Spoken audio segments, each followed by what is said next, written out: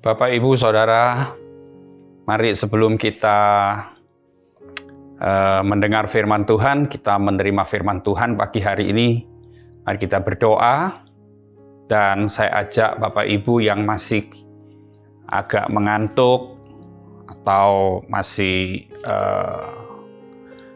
kurang semangat pagi ini, bisa cuci muka dulu, bisa minum air hangat sehingga tubuh merasa segar, wajah kita segar, dan kita terima firman Tuhan pagi hari ini dengan sukacita. Mari kita berdoa. Bapa, kami bersyukur kembali pagi hari yang indah ini kami diberi kesempatan untuk menerima firman-Mu, menerima pengajaran firman-Mu yang tidak henti-hentinya mendidik kami, melatih kami untuk kami semakin lebih baik lagi daripada hari-hari yang lalu. Tuhan, ajarkan kami menerima firman-Mu dengan telinga hati kami, dan sungguh-sungguh kami tidak mengabaikan firman-Mu sedikit pun. Sebaliknya kami menghargai firman-Mu, karena sungguh melalui firman yang mengajar senantiasa kepada kami untuk kami jadi lebih baik, itu amat kami butuhkan Tuhan. Kami rindu kehidupan kami makin disempurnakan seperti Tuhan. Dan kami percaya Tuhan, melalui firman dari pagi ke pagi, itu sungguh membuat hidup kami berubah. Terima kasih Bapa. Mungkin ada jemaat-Mu yang pagi ini kurang sehat, kurang fit.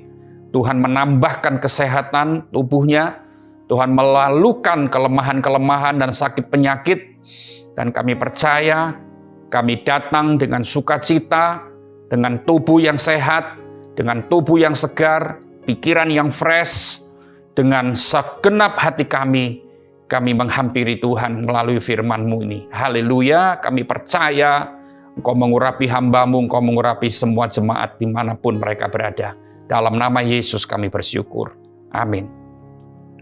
Shalom Bapak Ibu semuanya. Kita berjumpa lagi pagi hari ini, dan saya percaya kasih anugerah Tuhan tidak pernah habis-habisnya untuk kita.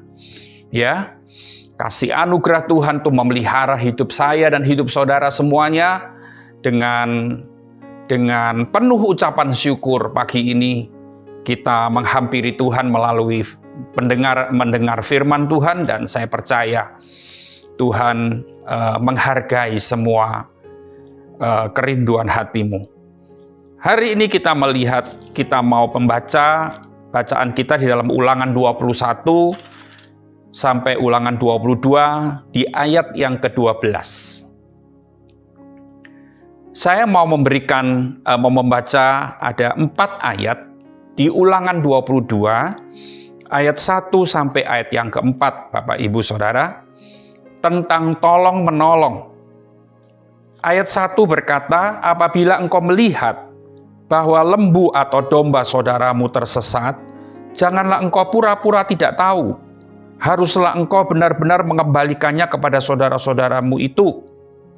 Dan apabila saudaramu itu tidak tinggal dekat denganmu dan engkau tidak mengenalnya, maka haruslah engkau membawa hewan itu ke dalam rumahmu, dan haruslah itu tinggal padamu sampai saudaramu itu datang mencarinya, engkau harus mengembalikannya kepadanya. 3.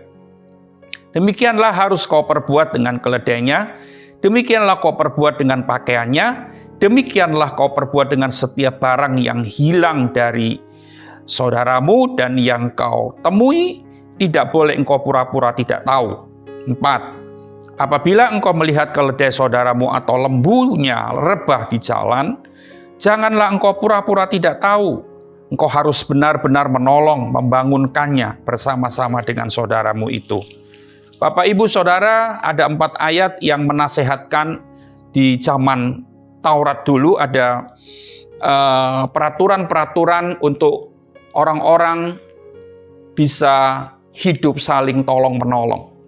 Ya, saling tolong-menolong, saling berbuat baik, dan itulah perintah Tuhan.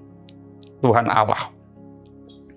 Kita tahu bahwa sampai hari ini Bapak Ibu, kalau kita yang sudah di kota besar seperti ini, hal-hal seperti ini sepertinya kita sudah lebih jarang, ya. Kalau kita lihat kehidupan masyarakat yang ada di desa, ya, mereka lebih guyup, ya. Mereka lebih satu dengan yang lain saling lebih mempedulikannya, satu dengan yang lain saling tolong-menolong. Kalau ada yang sakit, ada tetangga yang sakit, semua orang repot-repot mengurus gitu kan. Kalau ada yang kena musibah, semua orang ikut ikut repot-repot untuk membantu teman atau tetangganya. Tapi kalau kita lihat tinggal di kota besar seperti Surabaya begini, satu dengan yang lain sudah jarang saling peduli. Satu dengan yang lain sudah saling cuek-cuekan, ya. Dan satu dengan yang lain sudah saling jarang untuk kelihatan tolong-menolong itu. Tetapi kita, anak-anak Tuhan, Bapak Ibu Saudara, jangan pernah lupa hal ini, ya. Gaya hidup yang seperti ini harus terus digalakkan. Walaupun mungkin saudara bilang, itu kan zaman Taurat, Pak. Bagaimana dengan kita yang zaman anugerah, zaman perjanjian baru ini? Oh, Bapak Ibu, kalau di zaman Taurat aja, tolong-menolong, berbuat baik kepada sesama itu ditekankan sungguh-sungguh. Apalagi di zaman anugerah. Di zaman anugerah ini, kalau saya bilang anugerah ini kan, kita menerima apa dari Tuhan? Kita menerima keselamatan dari Tuhan. Saya berkata begini, memang kita diselamatkan ini bukan karena perbuatan baik kita. Ya, bukan karena amal ibadah kita, bukan.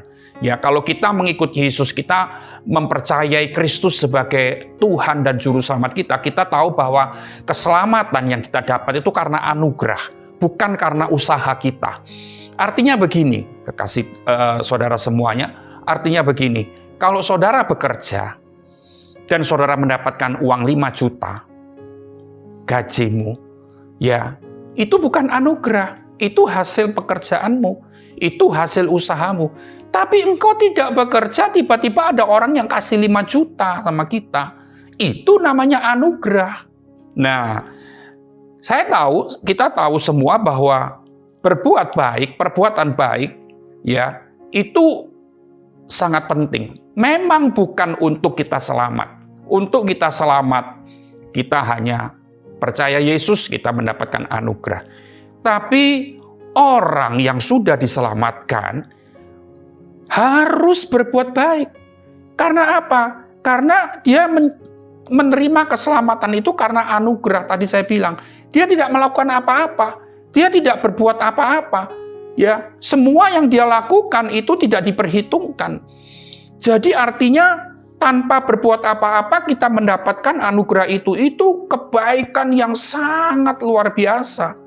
Sehingga kalau kita hidup di dalam anugerah Tuhan, di dalam keselamatan, seharusnya kita tahu Tuhan sudah begitu baik memberikan anugerah kepada kita. Kenapa kita nggak mau berbuat baik kepada yang lain, kepada sesama kita? Kenapa kita harus egois dan kita cuma punya alasan ya karena kita hidup di kota besar, ya karena kita hidup di zaman modern, kita bukan hidup di zaman primitif.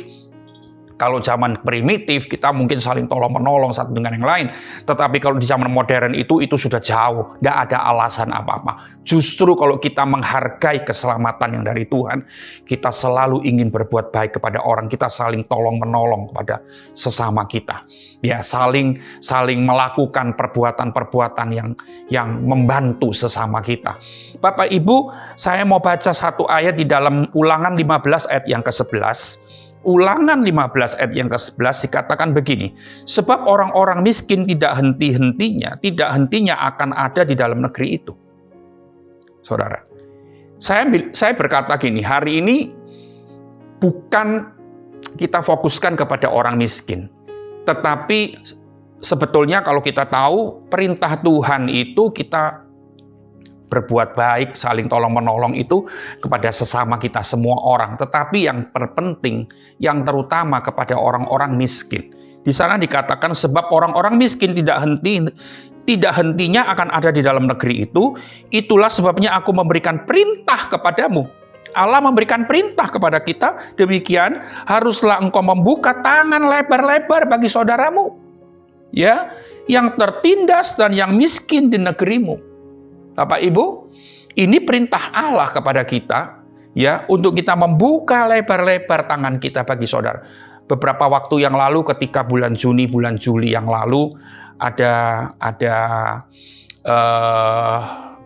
banyak macam kejadian-kejadian yang mengerikan, banyak yang meninggal dan sebagainya, banyak orang-orang yang susah. Saya sampai banyak beberapa teman itu dia meninggal mendadak karena COVID. Dia harus membayar berapa jumlah uang untuk membayar rumah sakit, membeli obat dan ini dan itu, sampai akhirnya mereka tidak memiliki uang dan sehingga jenazah ini tidak bisa dikeluarkan dari rumah sakit. Dan pihak pasien dia bilang begini, ya enggak apa-apa sudah, saya enggak punya uang, enggak dikeluarin, enggak apa-apa. Nah, pihak rumah sakit yang bingung karena COVID. Pasien COVID itu harus segera keluar dari rumah sakit, harus segera dimakamkan atau dibakar. Jadi dilema juga bagi rumah sakit. Ya, sampai akhirnya ada teman saya yang mau keluar dari rumah sakit itu susah karena belum bisa memenuhi semua biaya-biaya, sampai harus galang dana. Lalu ada seorang teman saya. Teman saya itu termasuk orang kaya, Bapak Ibu Saudara. Termasuk orang kaya, dan dia tahu dengan kejadian yang saya ceritakan tadi.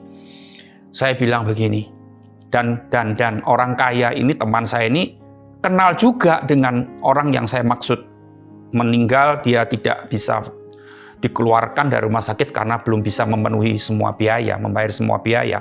Lalu saya bilang sama teman saya ini, ayo kamu sumbang dong. Kamu sudah nyumbang belum? Dia tanya sama saya. Sudah, saya bilang begitu. Loh, waduh, dia bilang begini. Saya ini hampir tiap hari dimintai sumbangan sama teman-teman. Ada orang tua murid di sekolahan anaknya yang butuh ini, butuh itu, beli obat dan sebagainya karena mereka kena COVID itu. Dan kita tahu bahwa ketika mereka ingin sembuh, mereka harus menyediakan banyak duit, beli antibiotik ini, alat suntikan itu, obat suntikan itu, pil ini, pil itu, dan itu harganya ratusan juta, harganya puluhan juta, bahkan mungkin kalau enggak puluhan juta, jutaan rupiah juga. Tapi bagi orang-orang yang tidak memiliki kemampuan secara finansial kan itu susah. Ya Bapak Ibu. Lalu teman saya bilang nih, saya ini bukan tempat sosial ya, dia bilang gitu. Kok dimintai begini, dimintai begitu? Enggak, sudah. Saya dengar hal seperti itu, saya terkejut Bapak Ibu. Yang sedang saya ajak bicara ini adalah orang kaya. Orang kaya. Dia bilang, saya nggak mau bantu sana, bantu sini. Saya bukan badan sosial, dia bilang begitu. Dalam hati saya cuman, aduh, ini orang Kristen, ini orang yang mengenal Yesus.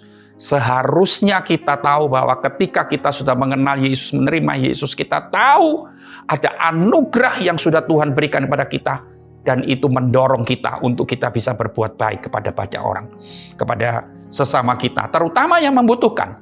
Orang yang membutuhkan itu kan tadi saya bilang itu orang yang nggak mampu, orang yang miskin. Justru Tuhan bilang kita harus buka lebar-lebar tangan kita.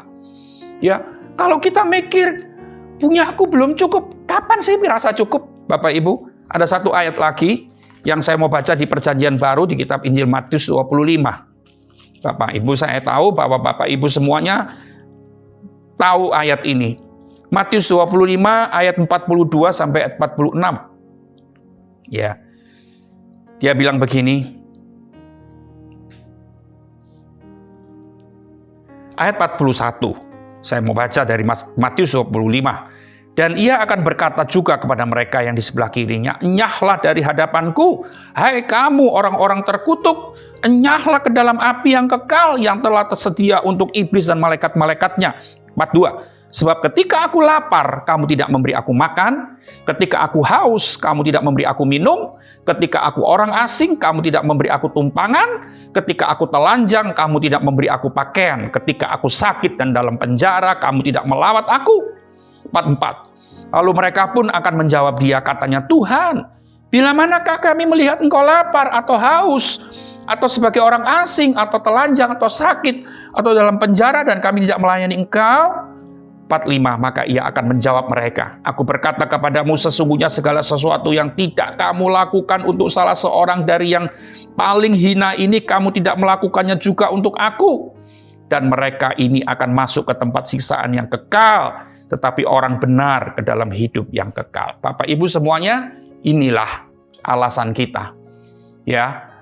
Yang pertama, alasan kita kenapa kita harus saling tolong-menolong, berbuat baik, karena kita sudah menerima perbuatan baik dari Tuhan.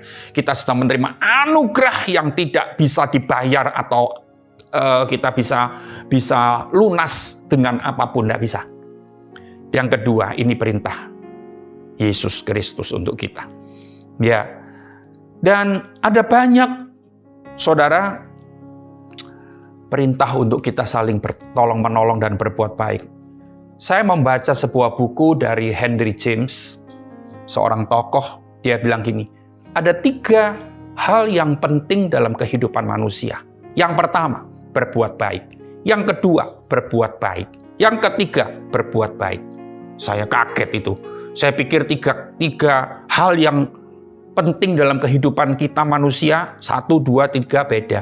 Tapi dia bilang, Henry James bilang, 1, pertama, berbuat baik. Kedua, berbuat baik. Ketiga, berbuat baik. Dan saya ingin sampaikan kepada Bapak Ibu semuanya, jangan sampai kita lupa. Seringkali kita hanya sok rohani. Kita pinter melayani. Kita pinter khotbah. Kita pinter menasehati. Kita pinter untuk mendoakan orang dan orang sakit sembuh mungkin. Urapan Allah begitu nyata. Dan kita merasa bahwa kita hebat. Kita merasa kita ini rohani, kita ini manusia rohani. Untuk berpuasa jago, ya kan? Untuk berdoa, jago, ya. Untuk mendoakan orang sakit, untuk menasihati orang, wah, jago banget. Sudahkah kita punya satu gaya hidup bertolong-tolongan, berbuat baik kepada orang-orang kepada sesama kita, terutama orang-orang yang lemah, orang-orang yang butuh banyak hal. Bapak Ibu, seringkali kita cuman fokus kepada keperluan pribadi kita, cuman fokus kepada kebutuhan keluarga kita saja. Saya mau katakan begini, ketika kita jadi orang Kristen yang dipakai Tuhan, pintar khotbah, pintar WL, pintar pemimpin penyembahan, kita pintar mendoakan orang sakit, pintar konseling dan sebagainya. Tetapi kalau engkau tidak pernah berbuat baik kepada sesamamu, di hadapan Tuhan itu semua nol. Semua tidak ada artinya. Ya, karena dunia menginginkan tindakan kita. Tuhan mau melihat tindakan kita. Ada satu ayat di dalam Ibrani 13 ayat yang ke-16. Ya, Ibrani 13 ayat yang ke-16. Ayat ini berkata begini, dan janganlah kamu lupa berbuat baik dan memberi bantuan, ya, sebab korban-korban yang demikianlah yang berkenan kepada Allah. Jadi artinya gini, engkau melakukan apapun saja, tapi kalau engkau tidak pernah berbuat baik kepada orang, ya, dan tidak pernah memberi bantuan kepada orang lain, jarang, bukan tidak pernah mungkin, pernah tapi jarang, karena kita merasa ada loh orang kaya yang sering ketemu saya sampai hari ini, puluhan tahun menjadi orang dekat, orang yang baik dekat dengan saya. Dia bilang gini, ngapain nolong orang, buat orang soge, nyogek no orang. Kadang-kadang kata-kata seperti itu sangat menggores hati saya. Ya, saya merasa begini, oh, orang ini tidak mengerti apa arti berbuat baik, menolong orang. Dia bilang kalau aku menolong orang, itu membuat orang itu kaya. Dan aku jadi miskin. Bapak, Ibu, Saudara, saya ingin gini. Prinsip memberi, prinsip bertolong-tolongan, prinsip berbuat baik, itu kalau saya punya pengertian yang Tuhan sudah berikan pada saya. Semakin saya menolong orang, semakin saya berbuat baik kepada orang, semakin anak saya, anak cucu saya hidupnya diberkati. Semakin saya memberi, itu semakin saya kaya. Semakin saya menolong orang, semakin saya akan menuai banyak pertolongan-pertolongan dari siapapun. Itu yang kita harus pikirkan. Ya. Di sana dikatakan jangan kamu lupa berbuat baik dan memberi bantuan. Sebab korban-korban yang demikian yang berkenan kepada Bapa, kepada Allah. Ya. Kisah 20 ayat 35. Saya mau baca satu ayat ini juga. Kisah 20 ayat 35 berkata gini. Dalam segala sesuatu telah kuberikan contoh kepada kamu. Perhatikan, ini Rasul Paulus berkata kepada anak rohaninya dalam ayat 35, dalam segala sesuatu telah kuberikan contoh kepada kamu. Artinya gini, Paulus ini kan guru, Paulus ini kan rasul. Dia punya banyak anak rohani, dan dia bukan cuma mengajar secara teori, tapi dia selalu memberi teladan. Dia selalu memberikan contoh hidup yang nyata. Bukan cuma omongan, bukan cuma ajaran. Kalau di zaman sekarang kan banyak ajaran bagus, banyak ajaran yang luar biasa, tapi tindakan nol. Dia bilang begini, dalam segala sesuatu telah kuberikan contoh kepada kamu. Ya, bahwa dengan bekerja demikian kita harus membantu orang-orang yang lemah. Perhatikan. Orang-orang lemah harus dibantu. Dan harus mengingat perkataan Tuhan Yesus. Sebab ia sendiri telah mengatakan, adalah lebih berbahagia memberi daripada menerima. Saudara, saya bersyukur gini ya. Kegemaran saya untuk memberi, menolong orang dan sebagainya itu, saya dapat warisan dari orang tua saya. Ya, orang tua saya mewariskan itu kepada saya secara pribadi, sehingga sampai hari ini, sampai seusia ini, dengan segala macam keadaan saya pun, ya, saya itu di hadapan Tuhan saya ngomong apa adanya. Saya suka cita ketika saya dapat berkat pertama kali. Saya bisa menolong orang. Saya bisa menolong orang. Ketika saya dapat berkat, saya pertama kali, saya sediakan dana untuk bantu sana, bantu sini. Sampai saudara mau tahu, di handphone saya, itu ada note, ada beberapa orang yang saya tulis di situ, ada berapa, mungkin 9 atau 10 orang. Orang-orang ini yang saya fokuskan untuk saya bantu. Ya, begitu ada dana, saya bantu. 10 orang yang saya fokuskan. Ya, dan saya tahu bahwa ketika saya banyak melakukan seperti itu, saya tahu saya tidak akan makin berkekurangan, tapi saya akan makin berkecukupan dalam segala kebaikan-kebaikan Tuhan. Ya, sebab itu Bapak Ibu semuanya, pagi hari ini mari kita mengerti, tinggalkan sifat pelitmu. Maaf kalau saya harus ngomong seperti ini.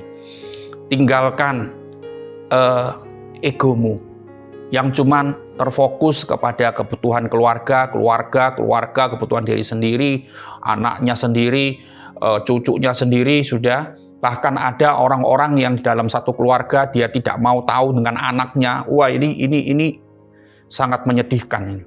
Ya. Anaknya sendiri pun tidak diperdulikan, cuman dirinya sendiri saja. Kalau kita melihat banyak di masyarakat ada hal seperti itu, sampai antara orang tua dengan anak bertentangan dan ribut di masyarakat, banyak itu terjadi. Tapi kita sebagai anak-anak Tuhan jangan punya sikap atau sifat karakter seperti itu. Mari kita tinggalkan sifat pelit kita. Saudara, kalau mungkin saudara bilang begini, "Nggak bisa Pak, ini sifat pelitku ini sudah diwariskan dari orang tuaku," misalkan begitu. Dan ini pembawaanku, sifatku nggak bisa diubah. Siapa bilang? Tuhan bisa mengubah asal kita mau berubah. Ya, jangan bilang begini, saya sudah umur 60 Pak, saya sudah umur 70 Pak. Susah Pak. Mau merubah ya kalau saya masih 20-25 tahun masih bisa berubah. Nggak ada yang bilang susah. Semua kita bisa berubah kalau kita mau. Tuhan merubah kita di usia berapapun. Asal kita sadar. Dan kita tahu bahwa sifat pelit, tidak peduli dengan orang, ya, egois, itu sesuatu yang dibenci oleh Tuhan. Sebab itu, saya mau baca satu ayat lagi. Amsal 21 ayat yang ke-13. Amsal 21 ayat yang ke-13. Ayat itu bilang begini, siapa menutup telinganya bagi jeritan orang lemah, tidak akan menerima jawaban kalau ia sendiri berseru-seru. Wow, ini sesuatu yang nggak main-main Bapak Ibu.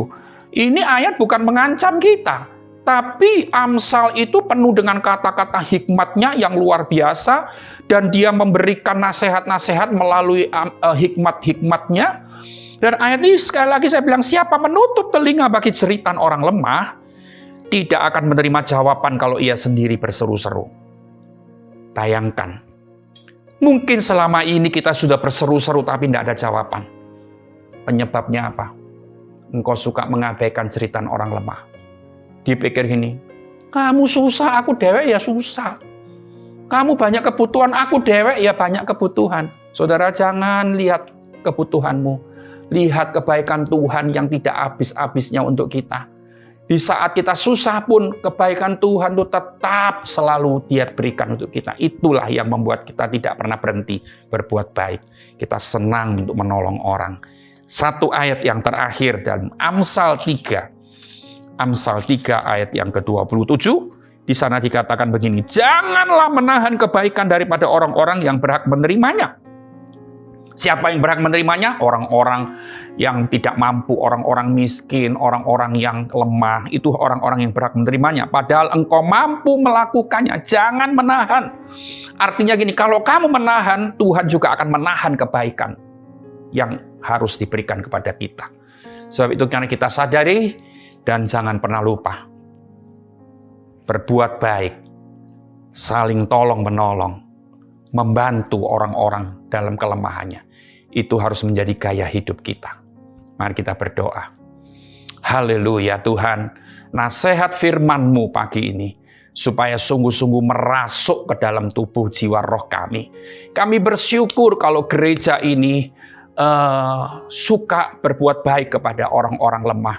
Kami bersyukur kalau gereja ini punya pemimpin, seorang hamba Tuhan yang sungguh-sungguh punya hati untuk orang-orang lemah, orang-orang miskin. Hamba membuktikan sendiri. Tapi kami bersyukur Tuhan, gereja ini punya gaya hidup, menolong orang, membantu orang lemah, membantu orang miskin. Kau menambah-nambahkan kekayaan surgawi atas gereja-Mu ini Tuhan. Kau memberikan segala kelimpahan surga untuk pemimpin gereja ini, Tante Erna, dan semua tim penggembalaan di gereja ini Tuhan. Tuhan tambahkan kekuatan, kesehatan kepada Tante Erna. Tuhan memberikan kekuatan yang lebih, hikmat yang lebih di saat bertambahnya usianya Tuhan, tapi kesehatan yang ilahi itu terus Tuhan berikan bagi hamba-Mu yang setia ini. Terima kasih Bapa, dan kami percaya kami yang sudah menerima firman-Mu pagi hari ini bukan cuma sebagai pendengar, kami bukan cuma sebagai pendengar yang baik, tetapi kami menjadi pelaku yang baik di hadapan Tuhan. Terima kasih Bapa, ada kebaikan yang Tuhan akan berikan kepada kami. Ada berkat yang berkelimpahan yang Tuhan sediakan bagi kami semuanya. Di dalam nama Yesus kami bersyukur. Amin. Bapak Ibu semuanya, sampai di sini Tuhan Yesus memberkati. Amin.